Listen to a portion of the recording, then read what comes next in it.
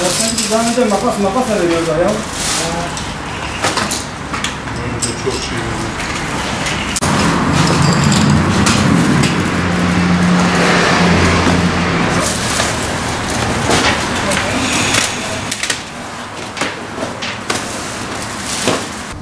Yetimler Vakfı olarak bir aydan fazlaydı yetim ve öksüzlere kırtasiye malzemelerini ulaştırmak için gece gündüz çalıştık. Öncelikle hayırseverlerimize teşekkür ediyoruz. Allah mallarına bereket katsın. Bugün itibariyle yetim ve öksüzlere kırtasiye malzemelerini dağıtmaya başladık. Bugün hayırseverlerimiz adına da burada yetimlerin ve öksüzlerin gülümsemelerine ve sevinçlerine ortak olduk.